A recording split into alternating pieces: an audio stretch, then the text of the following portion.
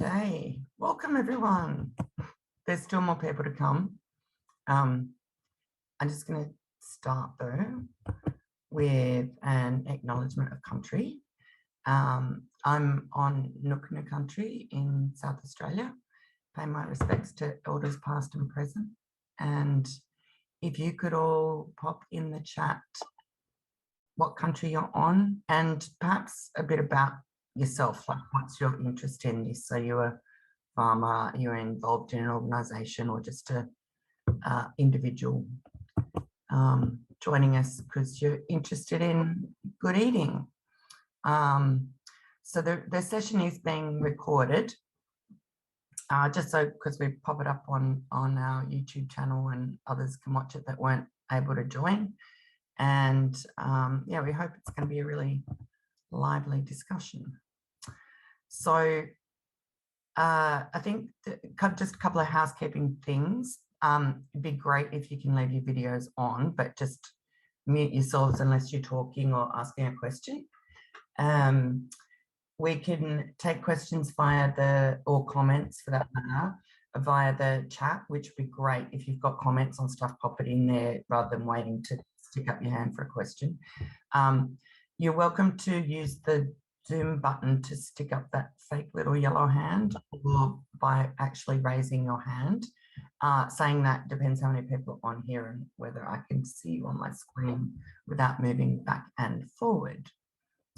So this session is to discuss the People's Food Plan and to really help AFSA in the creation of a new People's Food Plan, which is your food plan. And I'll get Tammy to talk in a bit more about the People's Food Plan and its history and its intentions and why it's such an important document, and why it's really important that we get everyone's input to it. But in the meantime, while we're still waiting for other people to join us, for those of you who are not familiar, I'll just give you a quick background about AFSA. Sorry, I should introduce myself. My name's Penny Gothi and I'm the current treasurer of AFSA and have been involved with AFSA since probably about 2016, but was the secretary 2017-18. And I'm a former farmer from New South Wales, small scale mixed farmer, but currently sort of on the road travelling around the country helping others, and currently in South Australia.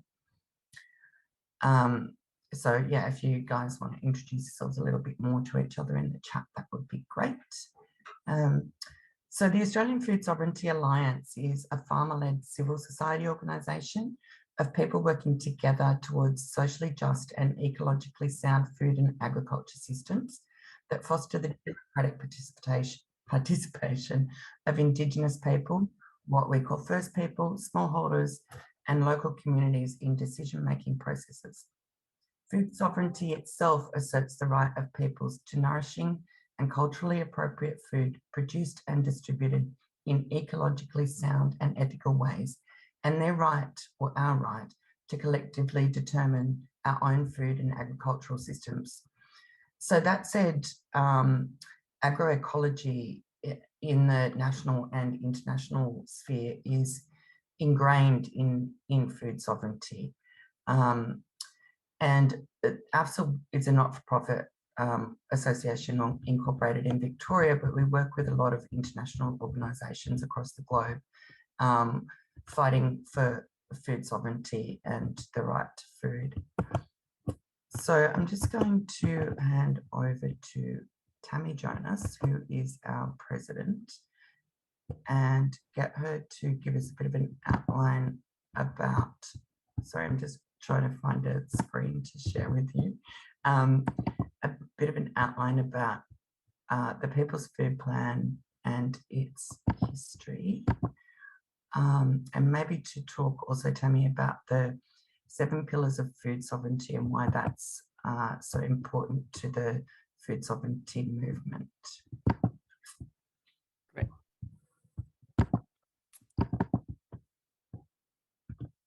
Thanks, Penny, very much for the introduction. And I'd like to acknowledge I'm joining from the unceded lands of the Dja Wurrung and pay my respect to elders past and present, and also to any First Peoples present with us tonight.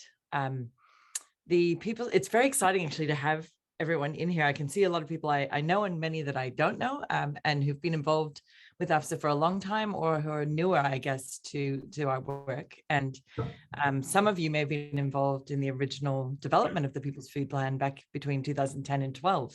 And it's what's exciting for us, I think those of us on the committee who've started this work now, is to see how far our movement has come in the decades since the People's Food Plan was first written. In terms of its history is that, the National Food Plan was being developed back in 2010, and a group of activists who cared about food systems got together and said, let's write a People's Food Plan, because this National Food Plan is a rubbish document that's just supporting business as usual and capitalist enterprises. And so what would the people do? And they managed to pull together like 600 people across dozens of kitchen table conversations around Australia. This is actually in the days pre-Zoom, so that you had to actually turn up to the meetings. And in the end was this, fantastic document, the People's Food Plan, that spoke a very different language than the National Food Plan did, arguing for people to have democratic control of the system, arguing for food to be nutritious, ecologically and ethically produced and distributed. And yet what I would say is, as we've started going back into it to do this update 10 years on, it has some really obvious gaps and limitations, which reflect the time in which it was created by all of these wonderful people who were just starting, I guess, their journeys in the global food sovereignty movement. It's particularly weak in its section on Indigenous peoples' food sovereignty and on farmers, which is interesting given farmers and Indigenous peoples are at the heart of the global food sovereignty movement, and should be, and are leaders of that movement. But in the decade on, of course, we have a lot more engagement from farmers. Well, we're now a farmer-led organization, and also with Indigenous peoples to give input, so that it's not written in the way that it was by people who meant well but did not have proper engagement, I think, in place. So this process has started because, well, a number of reasons. The People's Food Plan is often cited. It's in heaps of PhDs and master's theses, and you see it referenced regularly. And there are certain parts of it, like I said, it's obvious weaknesses where we sort of feel like we better correct the record and update it to what we now know about what we should be advocating for in the policy space. And we also think we just know so much more to contribute to policymaking than we did 10 years ago. So as we went back through it, we thought it might need a bit of a thematic reshuffle. It might need to think a lot about its audience. What is the People's Food Plan audience? And what we know is it does get used by policymakers, and it definitely gets used by activists working in policy or in whether they're farmers fighting for illegal reform of the planning system. So people use it as a reference to know what they should advocate for, what's already being advocated for. So we thought if we do a national process again, where all of you here and plenty more over the coming months can contribute to what you think a new People's Food Plan would look like, that's what we're doing. So we've gone back to the 7 pillars of food sovereignty. I can see that there's those black things over the screen pen. I don't know how to fix that. I think it's something to do with the way it shares. And it's got other windows in front of it. Oh, now they're going. So the 7 pillars are, well, they're the pillars of food sovereignty, right? So one of the things we thought we'd do is every policy position that goes into the People's Food Plan should somehow link back to at least some of, if not all of, the pillars. And also when we're promoting policy positions, we need to test them against the pillars. Do they value food providers? Do they treat food as sacred? Do they treat food as for people rather than commodity? So these testing questions are working really well as we went. So then what we did was we went back and looked at a decade of policy submissions from AFSA, collated all of the policy recommendations we've actually made in over, I think it's 55 government submissions, and And then we put them into themes, which you're going to see in a minute. And then we started testing them against the pillars. And we said, oh, what we found is in the themes that we've been writing policy submissions on, we found that there are gaps in some of those themes where we haven't addressed some of the pillars of food sovereignty. And we'd really like to bring those in to the development process to make sure everything is kind of ticked off. And one of the things I really hope this helps with too is as we, go into an escalating climate crisis, as we go into late capitalism that's getting fiercer and more defensive of itself, we want to be able to show with solid evidence-based policy positions why capitalist solutions to capitalist problems are not the answer. So I guess with that framing, I'll hand it back to Penny to take us through the process we're going to use tonight. And just remember, this is just very much the beginning. We've done that little bit of groundwork so that we had something to start with tonight, but it will be an open process, and AFSA is everybody's alliance. And we're really keen to just collate the views of the people around the country and see what goes into the next food plan. All you, Pen. Okay, thank you. I'm just going to have to stop sharing my screen because it's confusing me. And because I wanted to look at the chat and see if what people were saying in the chat. And I'm not going to be very good at following any questions that come up there, so I might need to ask Jess to jump in if there's people that are popping questions in there. So I'm hoping, but it's not necessary that you've recently read back through the People's Food Plan, because basically we are, I guess, trying to look at what needs to be in it with an open mind, more than trying to take what is already there and necessarily updating it. It's more about let's really open the floodgates again as to how people are currently thinking about food sovereignty in Australia. So just wanted to, I guess, open the discussion. As Tammy mentioned, we went through the past submissions that AFSA had done at a policy level to different, whether they were national government, state government, particular areas of government submissions. A lot of it is government. Some of it is more industry based, but looking at our submissions and what some of our positions have been, just keeping in mind, I guess, that, as I mentioned, agroecology is quite a cross-cutting solution across many areas. And there are a couple of other areas that are cross-cutting problems, and those are capitalism and climate change. So in this discussion, whilst those are obviously important topics, because they cut across everything, we won't try and discuss them specifically. We wanted to start with perhaps chatting about First Peoples First and how we can do better, and what are your ideas about how we can better bring First Peoples into food sovereignty in Australia. So that's a big one. I don't know if people want to stick up their hand or just pop on their mic if they've got a comment or a question.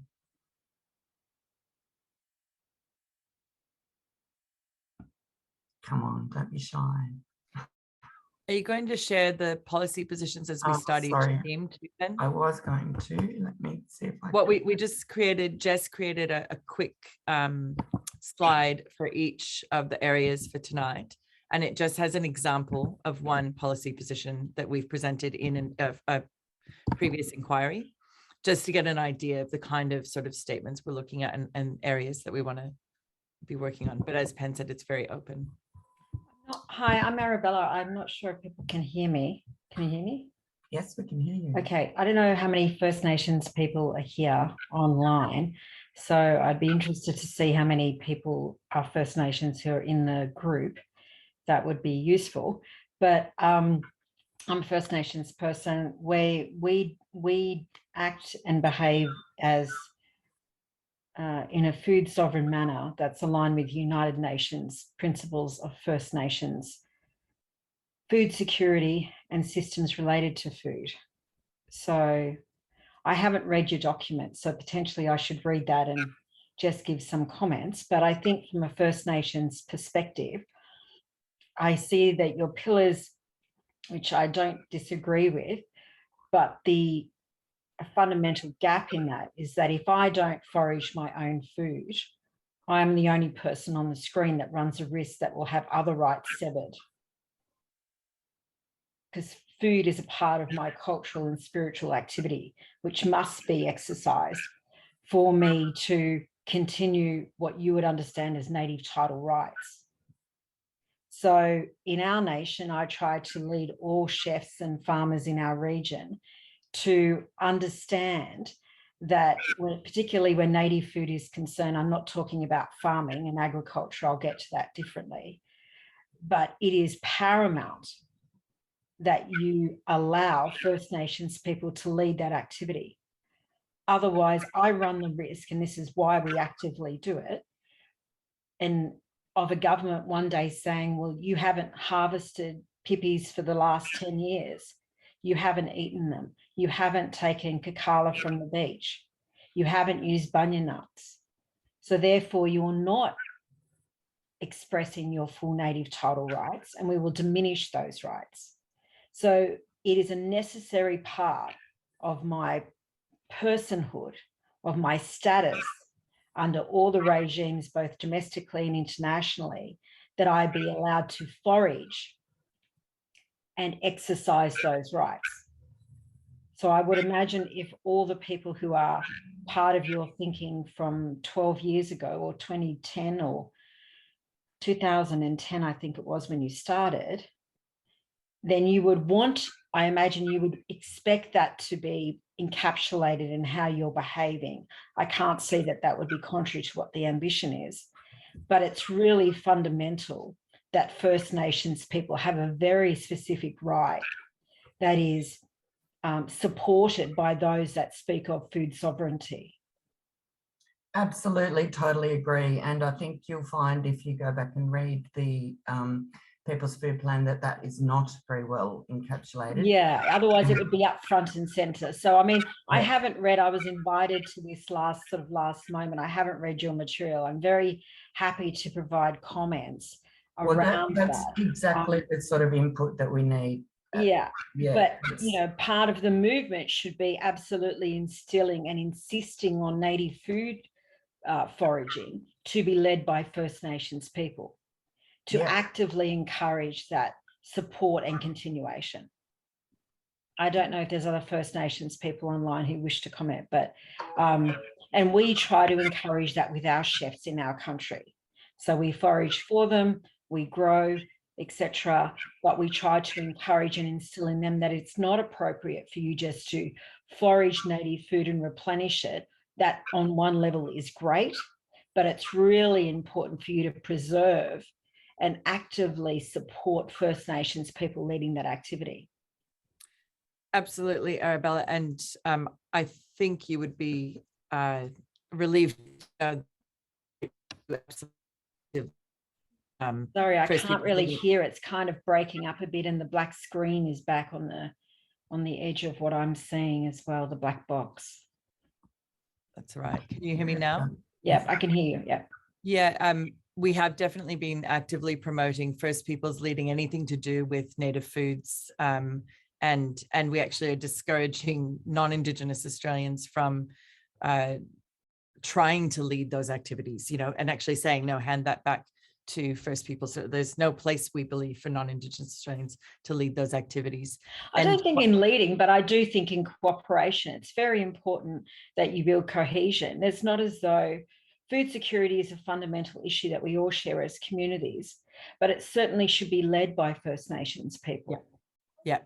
Yeah, we agree. And we have, I mean, we will be including things particularly in the introductory comments around UN DRIP and UN DROP as well. Yeah. And about, the free, prior and informed consent and access to benefit sharing, like all of that will be canvassed for sure.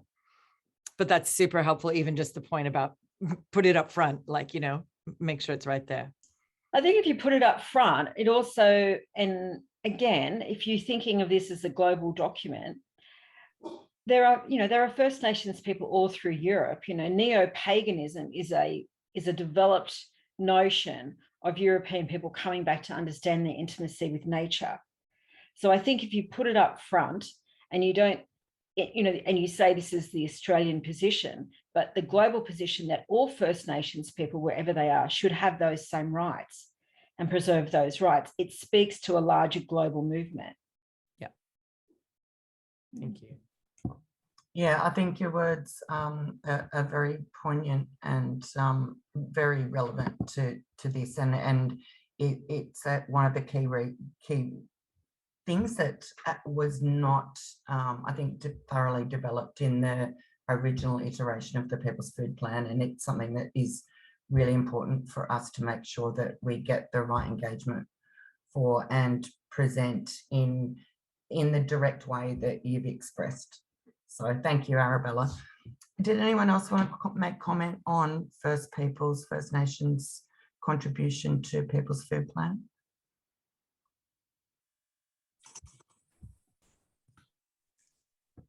I'm surprised there's so many academics who have studied it. Yeah. Hi, my name's Kia. Hi, everyone. I think for me, I don't want to comment on First Nations perspectives, obviously, on this question, but for me, it touches back, maybe taking a step back in terms of revising the People's Food Plan. I'd be really interested to hear more kind of methodologically what you're thinking, AFSA, in terms of how you want to go about having that feedback. Is it, what your plan is for actually revising the food plan more generally? Yep, so I'm happy to speak to that. Okay. So as Tammy sort of alluded to, the People's Food Plan was developed in 2012-13, and it had quite a focus in terms of its development on, I guess, urban systems and food security. We have often used it as the basis for policy submissions, but our policy submissions have come a long way since then. And when we started looking at those, and given that we're now 10 years later, and we should have been consulting on this 5 years ago, but here we are. What we started to do was look at the policy submissions that AFSA had made over the last 10 years. And from that, we took that to our strategic gathering earlier this month and had a general discussion about how some of those policy statements related to the 7 pillars of food sovereignty, and were we actually covering those 7 pillars of food sovereignty. The next step is this solidarity session in order to, I guess, gain some general comments and insights on the different areas that are important to people with food sovereignty. From here, our plan is to, after this, go out to you guys and the broader community through our ally networks across Australia in different parts of the food sovereignty movement, be that local up to national, and to try and get some feedback in terms of what might be included, what are some of the policy statements, to give you an idea of what the AFSA policy statements have been over time, and allow your comment on that, whether you disagree, agree, they could be stronger in certain regards. From there, we would and encourage you guys to do kitchen table conversations, which was the basis of the original development of the People's Food Plan, but to not only have individuals come back with feedback, but to have groups of people in whatever format that is, whether that's local groups, individuals, etc. And then to have a draft food plan that would go out again for very thorough comment. So again, as widely as we could, with the aim to have a final draft, but certainly not the final, by the Food Sovereignty Convergence, which is aimed for October. And again, then to go back out for more comment. So we're hoping that it's going to be quite a thorough process. I saw someone put their hand up there, but I don't know how to get to them. That was Angie, I believe. Angie, would you like to put your mic on and ask your question or make your comment? Yeah, hi everyone. I guess going back to the first people's first discussion, I also wonder the extent to which, talking about food sovereignty in this context, also questions around land access for farmers. But if we're talking about first people's first, we have to fundamentally talk about land rights as well. And so finding that balance and that space to talk about land access for, like what Arabella was saying before, in terms of practicing those cultural protocols, that can't be divorced from this bigger system of land access and land rights. So that also might have to feed into this people's food plan, and something that's quite central to it as well. Because I think a lot of these issues all go back to land and connection to country.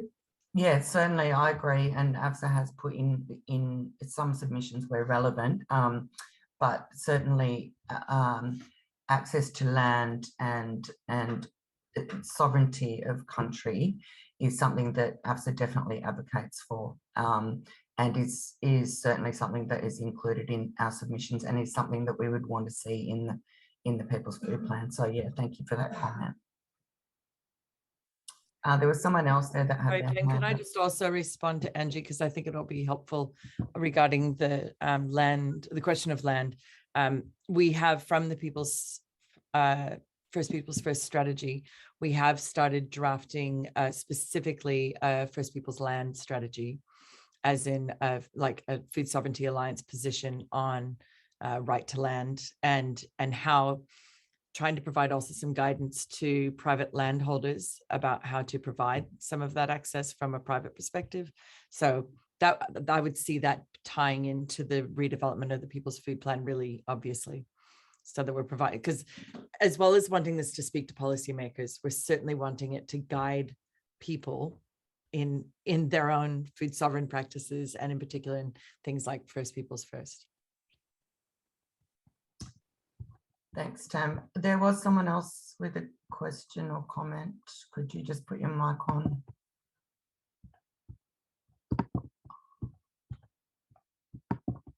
Yeah. Sorry, I'm trying to control my screen not very well. So I have a quick question, if that's okay. Mm-hmm. So I haven't heard very much about Indigenous people cultivating food according to traditional practices and providing for themselves and for their mob and for sale to others. So are there Indigenous farms out there?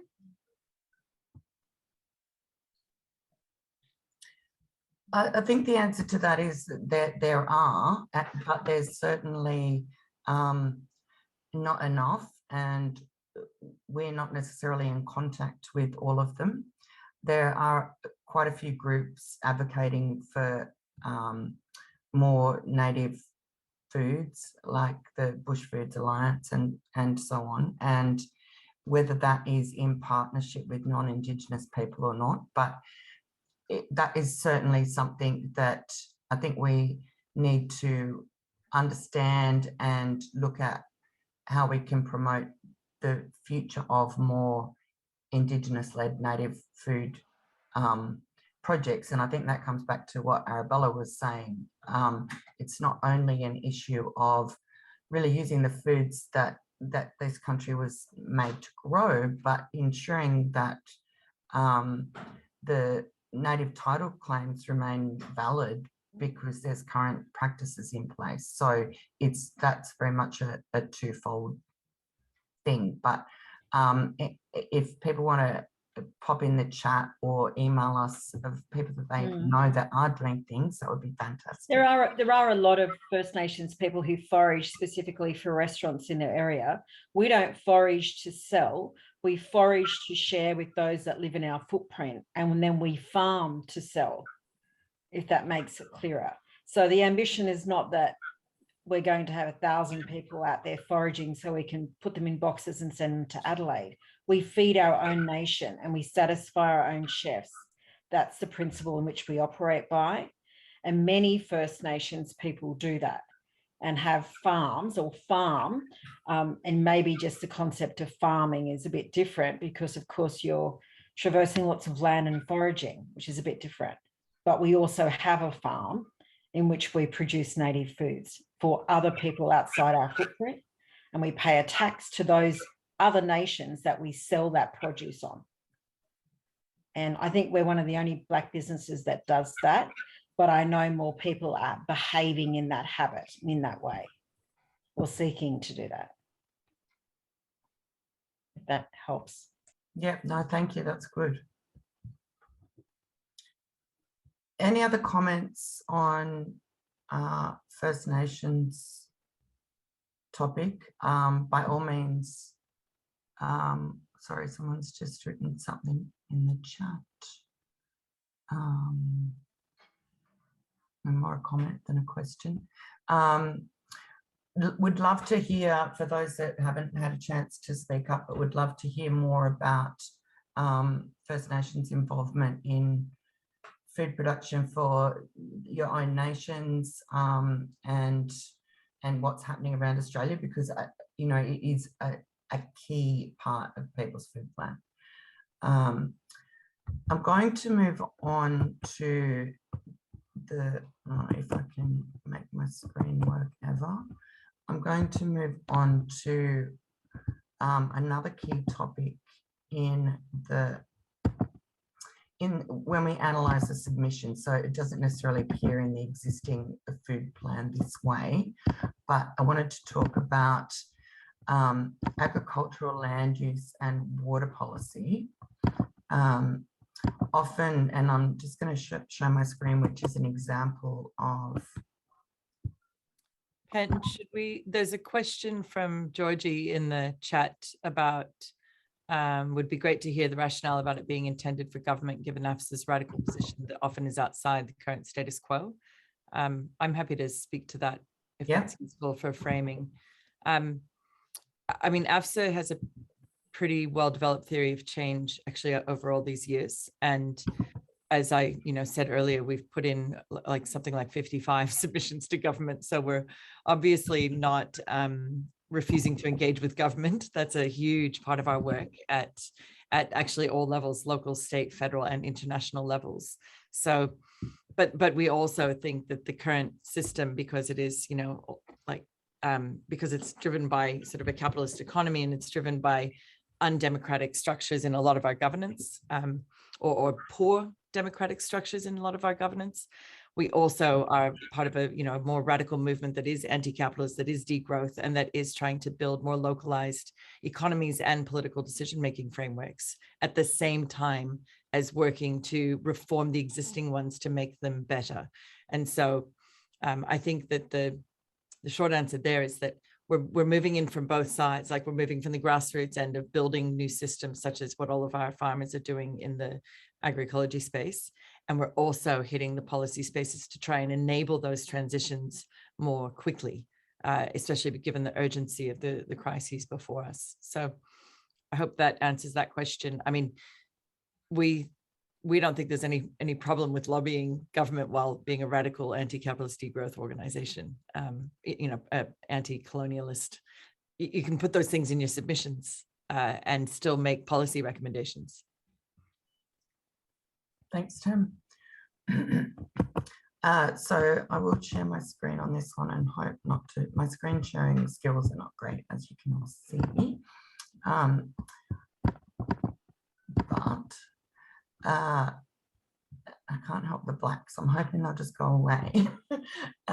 Wanted to talk about agricultural land use and water policy. And when we talk about this in submissions, it often comes back to regulatory barriers and recommendations surrounding that.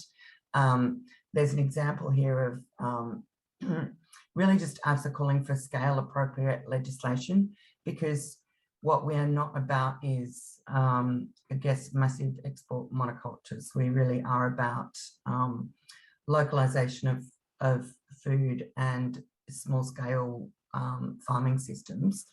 So this example talks about developing generic definitions of intensive animal husbandry and extensive animal husbandry, which is, I guess, a more agroecological approach that would be applicable in all states and scale appropriate based on the impacts of each operation, and that there's never a one size fits all or a one answer fits all, and that it needs to be determined on a case by case basis. So these are the types of, I guess, detailed comments we would make in our submissions. So I don't know if others have any comments about what they would like to see or what problems they see in agricultural land use and water policy.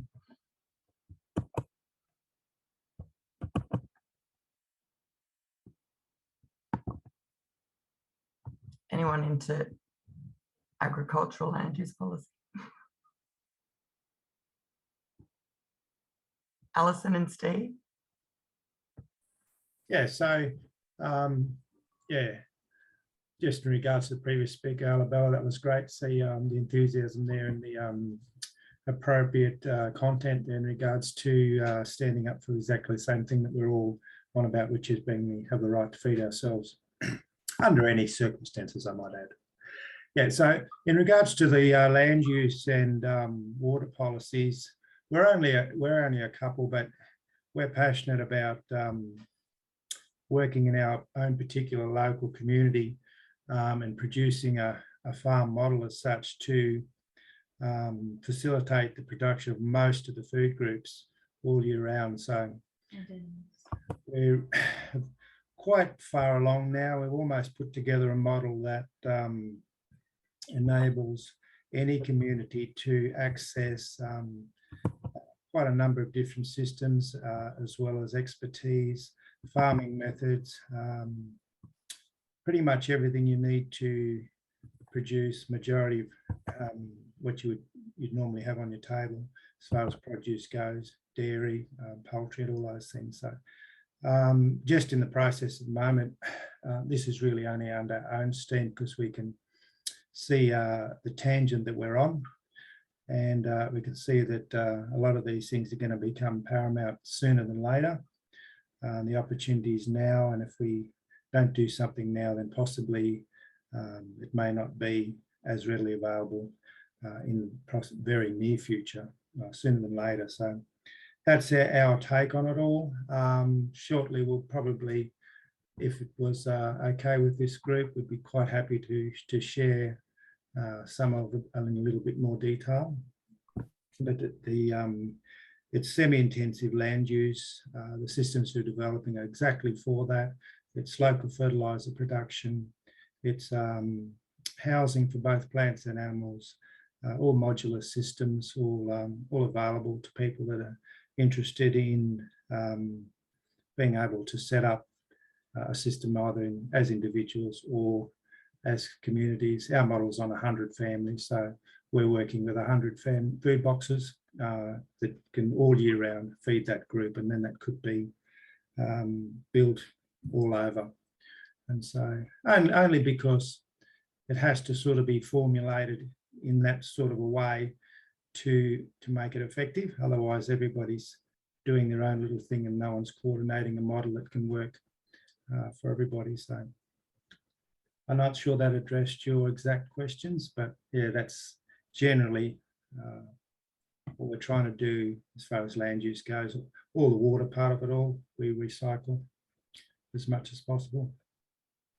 So I guess I guess the thing there is if we're looking at small scale, excuse me, and providing to country and regional areas and, you know, your own local area, it comes down to what the legislation is in different council areas about what can and can't be done, and what is farmland and what is urban land.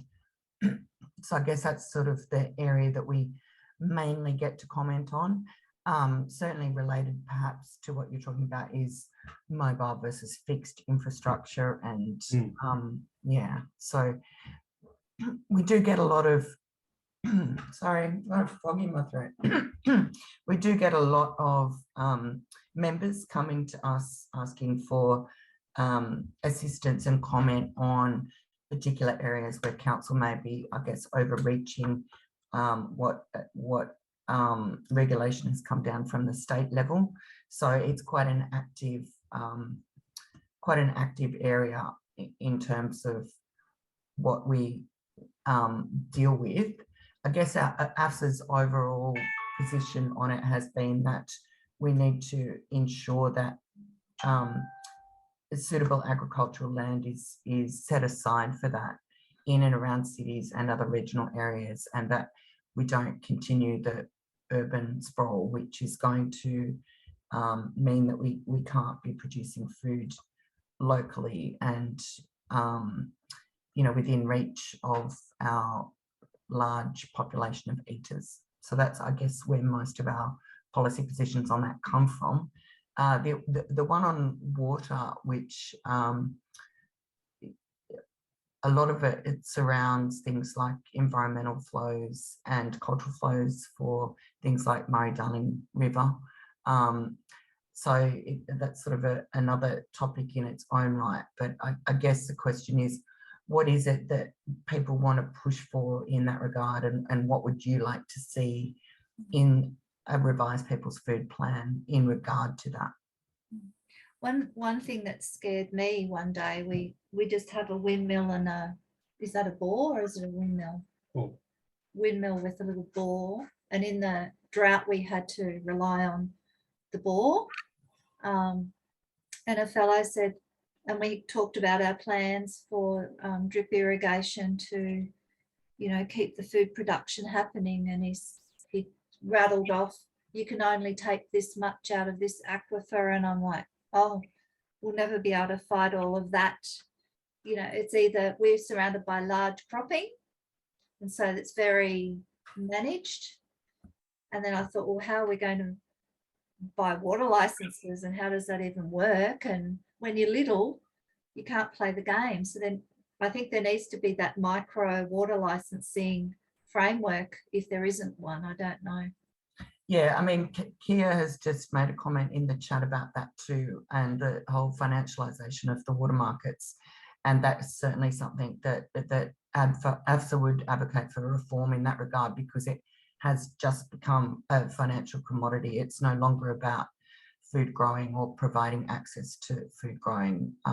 So I think there's a lot of work that needs to be done on that. And certainly we'd love to hear from anyone that has specific comments further on that. I can see Georgina's got her hand up there. Yeah, Georgina's got a hand up. I was just going to make a context just from a small scale farming perspective. I originally am from Melbourne, and then I went and lived in Canada for a while, which has, well, British Columbia in particular has incredibly progressive policies in place in order to be able to protect small scale farmers and agricultural land from urban and peri-urban encroachment. And I then moved back into the Northern Rivers areas, which is where I am currently, up near Byron Bay, and do quite a bit of consultancy for small scale farmers and representing their rights and trying to help them overcome some barriers and challenges, which we've had a fair few recently. But one of the biggest things is a lot of private individuals purchasing all of the premium agricultural land as we go into the hills. And unfortunately, I'm a big advocate of policy. I'm a bit of a policy freak, but it's a situation where policy is taking too long in order to protect a lot of the small scale farmers that we're trying to work with. And so what we're currently trying to set up at the moment is an incubator program to sort of be a pilot of what is possible between a relationship between private landowners who really just don't actually understand what they've done to an extent. They're just looking for a piece of paradise. And then we've got this whole generation of young farmers that aren't sure how to engage. And so we've actually paired with council and created a position in council, and then we're working with them to be able to somewhat marry private landowners with small scale farmers to develop these sort of, well, I'm not going to say contracts because it's these leases that really make sure that we protect the young farmers, but also develop this reciprocal relationship. And the private landowners actually, really, really like it and are so grateful to be able to partake and to be able to, in quote unquote, give back even though they're, we call them stewards rather than owners of the land. And so that's been a really interesting thing to see develop here, because from my perspective, having done some work in Canada and being more involved in sort of large scale policy work and systems thinking, being then an individual here in this small scale community where a lot of my friends are young farmers, it's very frustrating to see these challenges for them. And it also, as soon as you say the word land planning policy, it's not very sexy and it's quite daunting to them to understand. And so it's really just been about how do we create that engagement and how do we equip young farmers, all farmers, with these tools and knowledge to be able to have these conversations. So far it's going well. Sounds really good. We'd be keen to hear more about that and support you in any way we can. Yeah, there's obviously within that whole land use issue, and Tim, I see you've got your hand up, I'll get to you next, is the fact that we do have a aging farming population and we need to encourage young farmers, and they play such a large role in the future of our food sovereignty. So yeah, it's another area that AFSA does a lot of work in. We could do more. We have a farming on other people's land project, which obviously starts with the statement that we are all farming not on our own land, that our land belongs to the traditional custodians of this country, even though, we might think we're owners of this land, that there's recognition from that level down.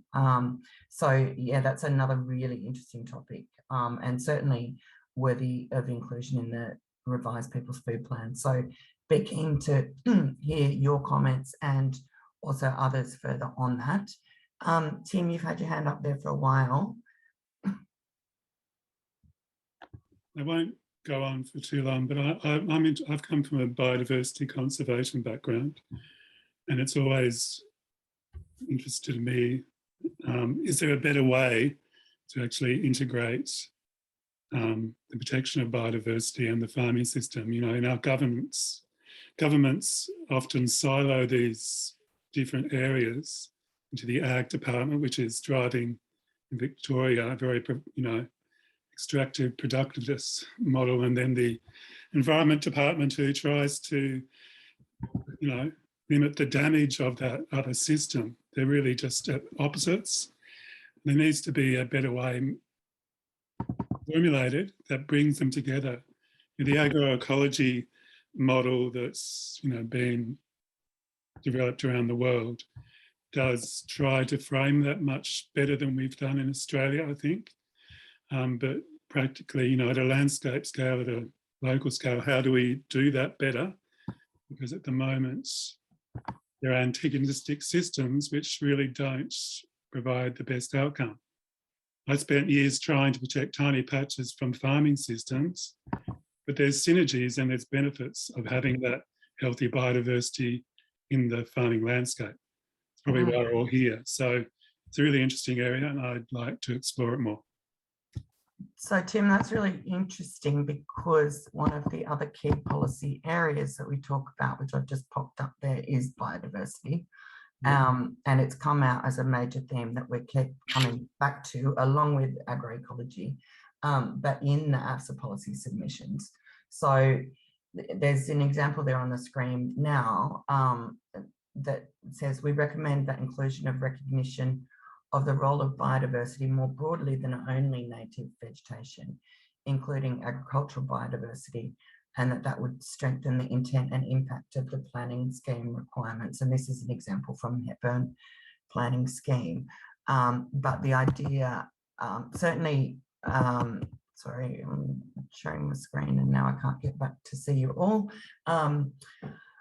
Certainly, there has been some movement, I guess, over probably more than the last 10 years in terms of native plantings and biodiversity corridors and so forth on farms, and that has often been a policy recommendation that the governments of all levels will throw at us. But I think we can do a lot better than that. Nami, you want to make a comment on that?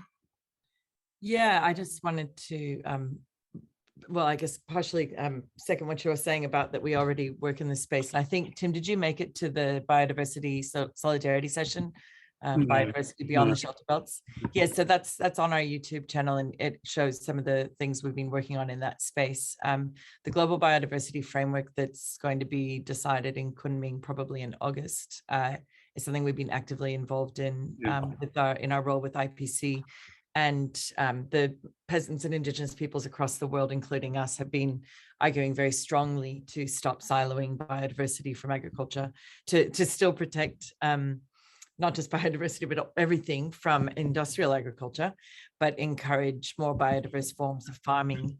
So in the actual production as well as in the shelter belts, and promoting, everything from soil microbial biodiversity right through to species. Like livestock species. So it's central to the positions we take. That's actually also the core of the PhD that I'm doing at the moment. Yeah. The other limitation in Australia is not much research around that space, whereas in Europe there's a much more. So that would be something else to maybe push, is to encouraging the Australian environment to do more research in that space. From what I've surveyed, I can't find much. That's something to put in there. Yeah, look, I think Australia's behind on this conversation, but I mean, even the Convention on Biological Diversity is behind on this conversation, So, and I think it's a developing area of interest even for policymakers that will be right in there, giving them ideas. Okay. Well, I'm happy to contribute to this idea. Awesome. Any other comments on biodiversity? Any examples or things that people want to say? If not, again, your thoughts. Like this session is one moment in time, and it's certainly not the beginning nor the end of the conversation or the People's Food Plan. So any further input you guys have on that from a policy perspective would be fantastic input. I'm going to jump back to another really important topic and a key theme that keeps coming out in our policy submissions, and that is health and well-being. It seems somehow over the years, many years, that we've removed food from being a central part of our health system, and that instead in our society we've determined that food is over there and it's got nothing to do with health, it's just something you put in your body, and now we have these health systems that are going to fix everything, and there's a lot of money thrown at the health system. How do we, I guess, bring that back into balance when food really is the source of life and health? So an example of a recommendation, which was to the New South Wales Fresh Food Pricing Parliamentary Inquiry, was to reduce reliance on production inputs, especially chemical inputs such as pesticides and synthetic fertilizers, and facilitate farms and market gardens that increase resilience to climate fluctuation and strengthen the health and vitality of farming and communities, and no doubt strengthen the health of the humans eating the food too. Is there anyone here that wants to make a comment from a health perspective in terms of policy recommendations or ideas?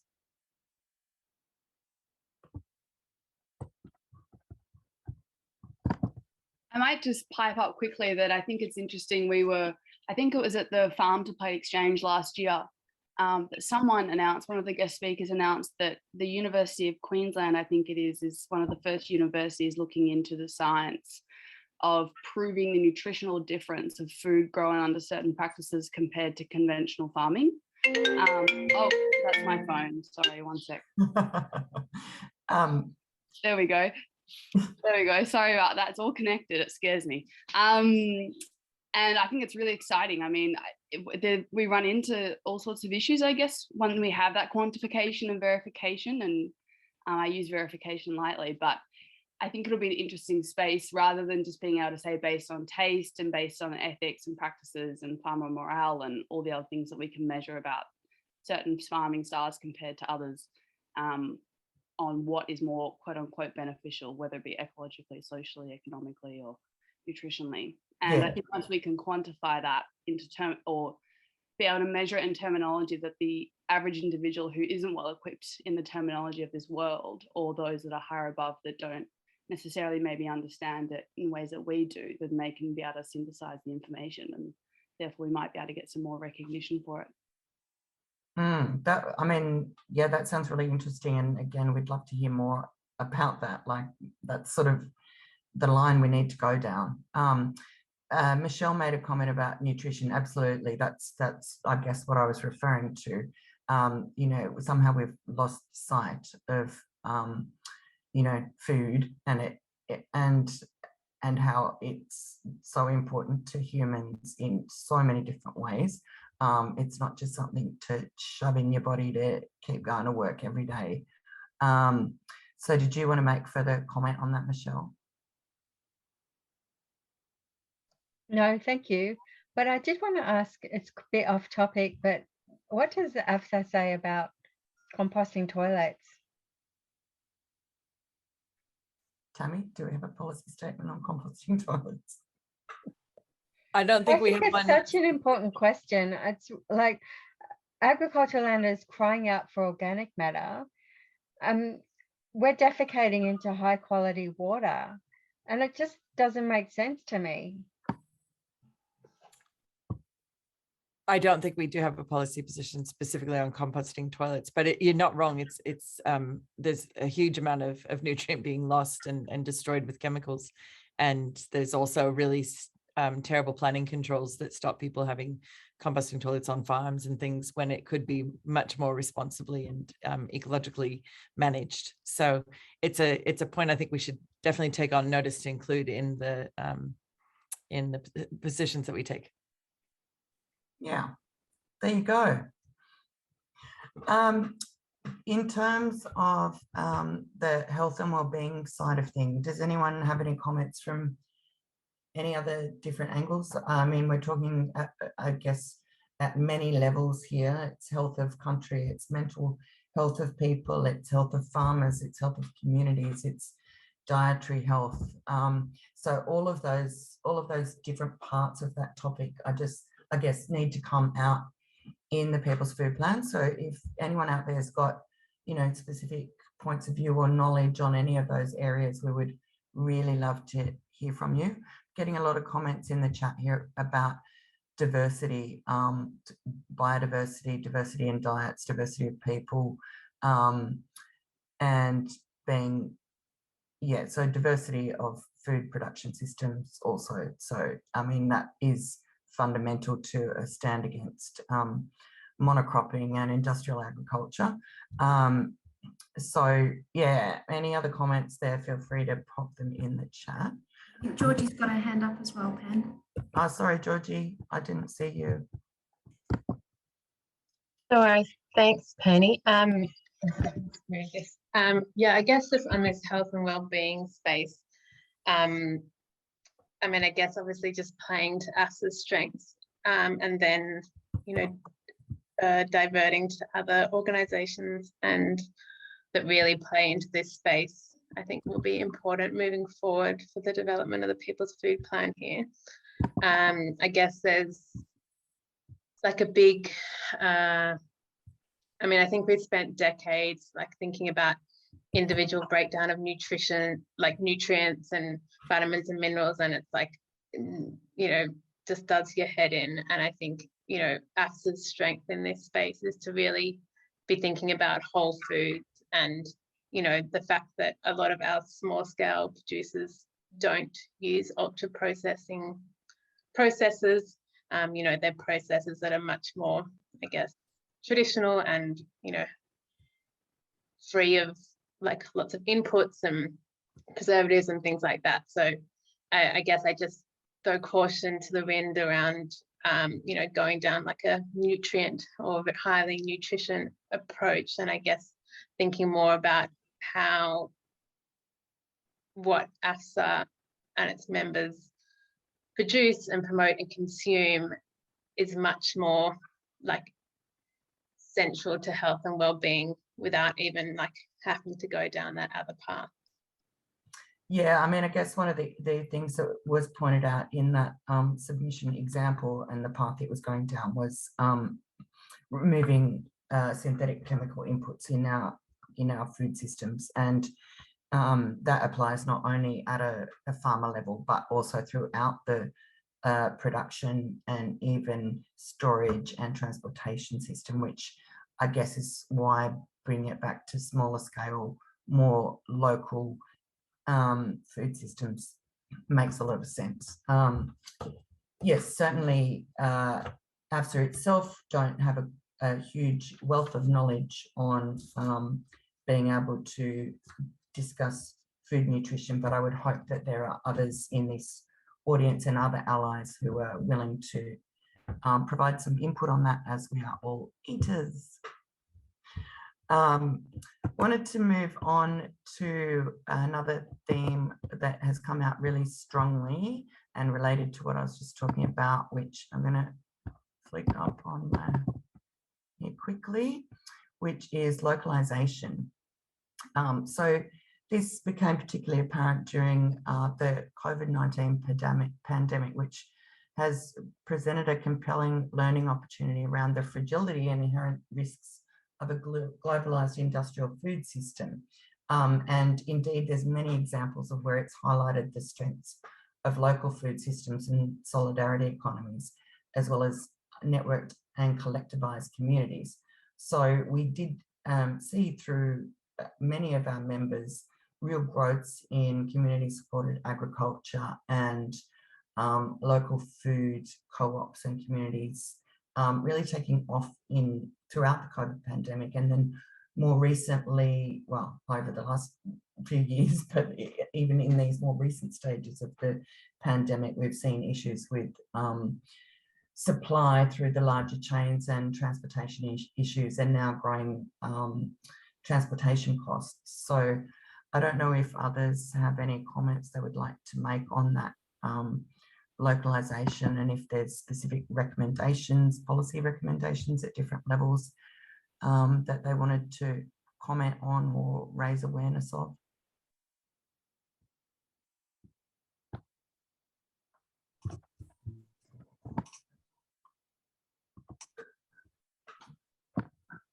No?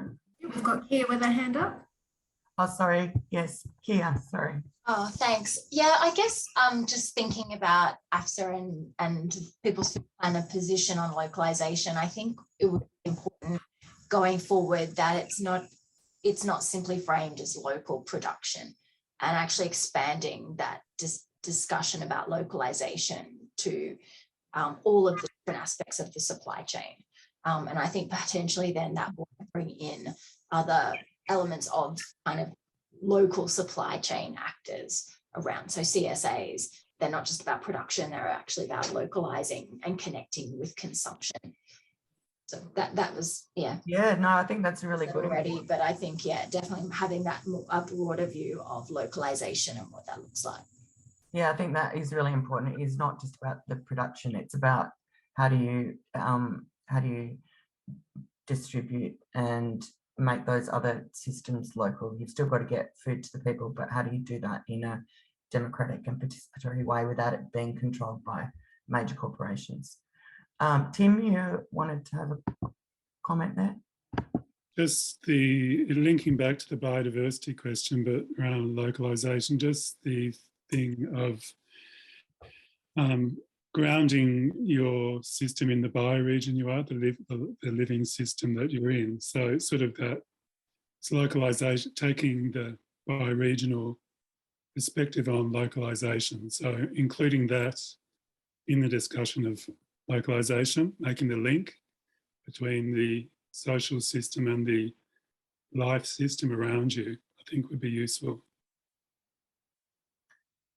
Yeah, I think that is also a good point, is thinking about, yeah, what the bioregions are. would need your input, how to put that into policy statements. There is the Australian Earth Law Alliance is working on a green prints process, which is working through frameworks to help with that sort of process. So I Cool. can point you in that direction. Yeah, no, that would be great. So I think a lot of this session is really about networking and working out what directions we can go and, you know, what sorts of input people can have into this process, because it is a process. So yeah, no, it's great to hear everyone's input. Any other comments there on localization? Yes, Amy's got Amy. a hand up.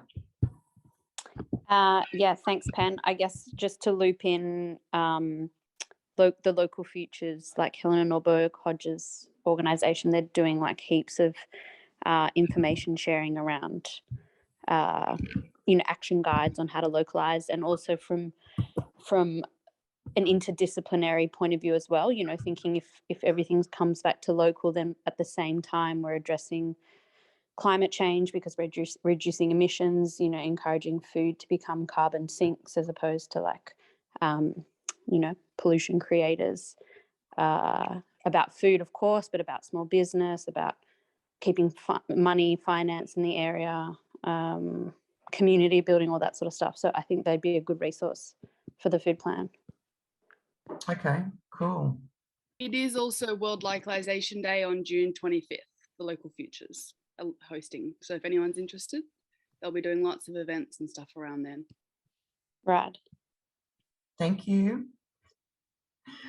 There's a few other comments in the chat that I just wanted to raise, and just got to flick back up to them. And can I ask a question of Arabella, actually, because Arabella, you put in the chat earlier a comment about First Peoples' considerations of rivers and water, and it's stuff. These are things that I've been reading around and learning a lot more about in the last few years, and I'm super interested in your views on how would we include these considerations in the People's Food Plan. I mean, my own view is that First People should write those sections, and you know, tell us what. But then there's that question too of burden and who should do the writing and the work and all of that. So I guess what's the view? Probably a couple of things. I mean, I know I'm conscious of time too, and I wasn't kind of jumping in because I thought I was talking too much, but there's two parts. One is that I welcome everybody to remember they are First Nations people from somewhere. So imagine yourself back when Panadol was known as willowwood and people were harvesting and stopping you from using it as a paracetamol. If you imagine yourself like that and you think, okay, what do I want to preserve?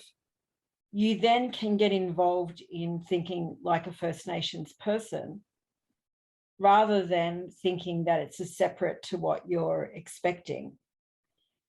I feel there's like a bit of a disconnect there. So I welcome people to do that. And, you know, there's whole movements around the world which are reminding non-Indigenous people of this land that you are Indigenous to somewhere and that you thrived and lived in an ecosystem that sustained your health, well-being, and helped you be a complete human being. And think in that way to see what is missing in your framework. There are things that, of course, I can add, but I think that doesn't do justice to the unifying of all people getting into the right frame of mind about realizing that you are Panadol. I have it on my shelf, but it was stolen and excised from your forest. Like, you're just me, but 200 years earlier. You know, so if you think like that and you put yourself in that frame of mind, you will come up with a series of plants and other things that are non-native to here, but do need to be preserved because they both meet spiritual, medicinal, and nutritional quality that is required. So I welcome you to think in that way. For one, everybody, please. Like, I think the other part on rivers and floods, I'm in the Northern Rivers. So at the moment, we're writing a massive submission for the flood inquiry, Trojan horsing a disaster to remap our river systems and how they operate and where people should be and how fresh water should be maintained and water allocated. And the person who talked about licensing is correct, but there's a number of other large movements about how water should be used and shared. One of the things that we do as a TO family is we like to make sure that people know in our environment where there is fresh water. So showing people where there are current and full bodies of fresh water for them to use. Why? Because in case there's a crisis, in case supply is crazy, so that you lose that sense of reliance on external bodies that operate water management. You could develop that as an ethos into your food plan, that your relationship is to have an intimacy with First Nations people that satisfies a sense of food security that's quite localized. That's both practical and really mind-blowing. It's a game changer because you're basically saying that you can organize in a way that doesn't rely on external production. You could do that across medicine as well, medicine and healing. There's not enough smoking going on to heal people. And again, we're obsessed with people who live in our nation, because I'm not about kind of saying, okay, let me be the national agenda and product. I'm really trying to help the 200,000 people that live in my footprint really get over that mental shift that food's not available, supply is good, fresh water is available. They too can heal themselves in plants and understand and gain that confidence. If you could articulate that in the plan, I feel as though you can connect between by those people that are in farming and looking at water and licensing much more intelligently, because the conversations need to be about water licensing is how can my deep knowledge of my water systems prevent the exploitation of water and help manage and create small economies of distribution. That's the real question about water. Lots of good thinking has already happened about that in the Aboriginal space. As you know, water rights are likely to bankrupt the state of Queensland after that compensation is resolved. So in the Northern Rivers, we're taking an opportunity to rethink water, including licensing and allocation, but really it's for sustainable people. It's to sustain people and land. And I feel that, again, it's not just an Indigenous, although we're using our own historical data, our own archaeological data, which predates the bomb in the area to kind of map it differently. It really is available. We're hoping to take our whole nation with us, so non-Indigenous people as well, so they themselves can farm and act, and we can coalesce and coordinate a bit better so that we're not having small farmers exploited from larger water licensing, and we can get behind small farmers to not pull back the licensing, but to readjust the way the allocations actually occur in the first place. That alliance is just not happening enough locally. So if you could welcome that in your food plan as a food partnerships, that's actually a deliberate way that people could then come together and actually join in on issues. I mean, so I just welcome that, you know, I fear that in Australia is being created that you think that it's only my rights that need to be preserved because you've forgotten yourself and forgotten you have an intimacy with nature as well. And I don't wish that for people. I want you to remember your own relationship with plants and nature in a way that emboldens you to speak up about your connection with nature and not having to rely on just the First Nations of this continent. I think that's more sensible in my mind because it allows space for growth in this narrative rather than a separation. Because you need medicines from plants like I need medicines from plants. You need water like I need water. We both need the same thing. I understand why people get nervous because they think, oh, well, you know, it's kind of like we're exploiting the First Nations people. We have to be conscious we're not acting in that way. But I think you're not allowing everyone's great brains to open up and be really creative about, if you remember your own relationships with forests and remember your history, wherever you're from, you're going to have an intimacy of history. If you take some time to dream about that and think about that, you will then come up with some solutions of what's really paramount for you to preserve in the food supply chain and in the health supply chain. Soil is really important. Soil is very healing. There's a number of, you know, ochres that need preserving because they're great for gut health, for example. We share that in our country, but you would have ochres in your country, wherever you are, that do the same thing, mineral deposits that do the same thing. They are worth preserving and worth sharing, so we all get behind preserving those things. They're worth preserving so that they're available and not exploited and don't have to be manufactured and produced and then sold to us later. So I feel that the underlying, I don't want it to be a separate dialogue. I would like people to have their own intimacy with First Nations people in a way that you actually are marrying the thinking and not outside of each other. You know, I still need paracetamol, so I'd like to grow willow wood and work out how I can boil it up and use it. It'd be great. I haven't bothered doing that yet, but I will. I'm onto it. So, you know, I respect that there are other species that have happened, that have brought to country, other practices that have happened that aren't just, you know, Aboriginal people don't have a monopoly on intimacy with land. We have a specific relationship to this continent, but we're not the only ones with that specific relationship. And I really feel I want to open and welcome your mind, to invite you to do that, so you don't feel that I'm going to think you're crazy if you're making suggestions. Like, I wouldn't. Yeah, no, I think, yeah, no, thank you very much for that. I think that's beautifully put. And I think you'd be encouraged to hear that our small scale farming members don't, I think, consider themselves so separate in some of those ways, that the connections to land are very real. Exactly. My question was actually quite specifically about the notion of kinship and rivers and things, which I don't think you'd find most non-Indigenous farmers have the same sense of. And I'm really happy to share the stuff that we put together, particularly because part of the desktop analysis is all of the First Nations river work that's been done to date. So it's due at the end of next month for the New South Wales flood submission inquiry. It's going to be quite comprehensive, but we'll at least give you an up-to-date on what are the river systems debates and how are people talking about them in terms of relationship and preserving them as individuals, for example, giving them their own individual personalities.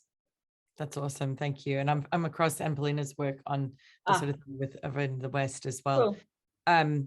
I've just put a link there, by the way, for others and if you're interested in the Mildura Community Water Bank, which is an example of a community taking back control of water by trying to basically collectively gain water rights and then allocate them to small scale, especially migrant and refugee farmers up around Mildura. So that is an example, I think, of that localizing of control of waters, you know, local water economies. Thanks, Arabella. That was, yeah, really insightful. And I think has given people a lot of food for thought about the way they can think about country themselves and their own interaction with food systems and Mother Earth more generally, and how we can, I guess, bring that passion and realism in terms of us as a human race into this whole discussion around food sovereignty. I just wanted to bring up another comment that Bonnie made in the chat, which we haven't really touched on in this session, and we've only got about 10 minutes to go. So if you've got any other burning comments, stick up your hand. But it was about equity and food access for disadvantaged and those at risk of, Bonnie's put here, ill health, and often it can be a financial thing too. And whilst food sovereignty is obviously a lot more broader than that, that's still a fairly key consideration in what we want to talk about, is that people have access to food and culturally appropriate food. Does anyone have thoughts along those lines or from that angle that they wanted to share?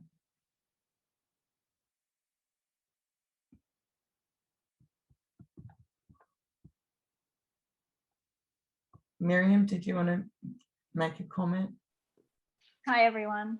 Thank you very much for the thoughtful discussions. I would just like to comment that food insecurity is an incredibly growing concern. And I think that there is some really important intersections between food insecurity, food security, and food sovereignty. And it would be great to be able to facilitate some conversations about how to address food insecurity through food sovereignty. And I know we have many experts in the area around. So yeah, I just wanted to re-emphasize and thank Bonnie for raising that question around equity, because I think it is really important as we think about the type of food systems that we would like to see be dominant. They are ones that are equitable and just and caring for country and for bodies and for more than human others as well. Cool, thanks, Miriam. All right, well, that's sort of the main discussion topics that we had. There's other ones that also feature in our, hang on, I've got to find my slide for this. There's other areas that do feature in our policy submissions, and some of those are things like horizontal knowledge sharing. So I guess farmer to farmer or community knowledge sharing being important rather than top-down or government-driven knowledge sharing. Animal welfare is another one that comes up a lot, both with regard to regulatory barriers and obviously the desperate ills of the industrial food system with regard to animal meat production. And then regulatory barriers more generally. I don't know if anyone wanted to make any comments or provide any references on those topics at all.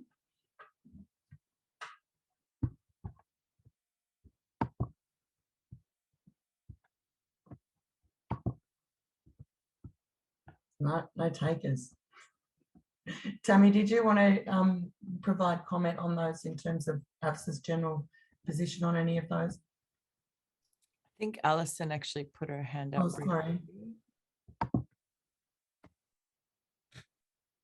Hello, the thing that breaks my heart is not being able to access places to process your local animals. So we just had to take some sows up to, how far is it to Warwick? 4 hour drive today. 4 hour drive to Warwick to sell them at, you know, a little sale yard, because the dream of getting them processed and selling them, which we have got clients,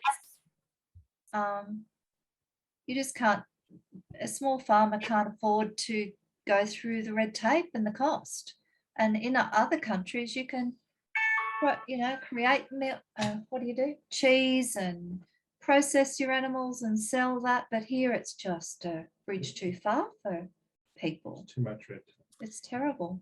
Yeah, so you actually would be interested. AFSA's been working on those problems of access to processing infrastructure in small scale processing infrastructure. We've been working on that problem since probably about 2016.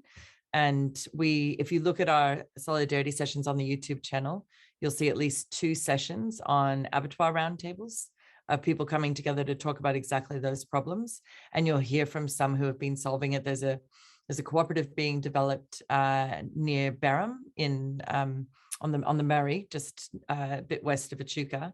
That's being driven by a small scale pastured pig farmer there, and she's got a number of other small scale farmers working with her. We actually here at our farm on Jajawarong country in the Central Highlands of Victoria, we're building a small scale abattoir for us and about 10 to 15 other farms here on our farm. So the conversation has now developed to the point where people are activating on it. You know, we are going through design processes and putting together development applications to put to council. These are big pieces of work, but we've made, in the last 7 years of discussions, we're making genuine progress at last. And there's still that question to your point about where in some countries you can still do processing at a lower cost or with lower regulatory burden. And Australia is a very difficult policy space to shift on food safety issues. We've found that a really difficult space to budge. We don't have much legitimacy in pushing for those issues. We do in planning, but not in food safety. It's a very risk-averse society. It's got a long history, as they say, as a nanny state. So, we're being overly coddled, shall we say, in a way that is destroying local food sovereignty. Absolutely. So I guess, again, we're building these new systems, and you can hear examples of people who are doing it. And at the same time, we are lobbying for reform of some of the laws to make it less prohibitively expensive and logistically difficult to do on top of all our other farming jobs. Grain mills, just to also say, it's not just abattoirs, it's boning rooms, it's grain mills, it's dairy processing. So looking at cooperatively owned processing facilities for all manner of produce that needs to be processed in some way before it gets to the eater is of huge interest to AFSA and our members. Yeah, and it is something that, as I said, comes up quite often in our policy recommendations. So again, if people have input, and I notice there's quite a few people have put comments in the chat, which will be useful to follow up on. There's, certainly lots of input here, which has been absolutely fantastic. In the interests of time, I'm going to wrap up our session there and thank absolutely everyone for joining in and their fantastic insights. We have got a long way to go with this. Our aim from here, as I said at the beginning, but not everyone will have heard it if you came in a bit late or there's people ducking in and out, is what we aim to do is integrate some of these conversations we've had tonight into what our AFSA's thinking has been over the last 10 years. And to share that with you guys, for you to share with whoever you want, to encourage discussions in your local communities, with your other farmers, in your workplaces, if that's appropriate, with, councils, wherever you feel you can be having a conversation and getting input and inputting to what the People's Food Plan should be containing moving forward. So we're going to put that out as, if you feel free to input however you want, send us a message on email or give us a call if that's a better way to do it. But we're going to put it out as a survey so we can capture those of you that want to contribute that way. Send us any submissions that you think are relevant, that you've been involved with or from other organisations, so that we can make sure we're integrating it. It's going to be a really big job. Luckily, there's a few of us working on it. But again, if you're keen to help with the actual working on it bit, let us know that too. So we hope to have that survey form out, which will be fairly open-ended, so it's not limited to what we think you should be telling us, by the end of the week, and keep it open until end of July. So this is only the first, well, tonight is a really good first start to this discussion. But that'll be the next part of the process is quite long, and we really want as much input as we can before we go back and try and attempt a first draft of it, which again, then we would send out. So I thank everyone for joining us. And I think we've all learned some really interesting stuff for our own lives anyway tonight. So look forward to seeing more of you and hearing from you all soon. Thank you. Thanks, everyone. It's been wonderful to have everyone together.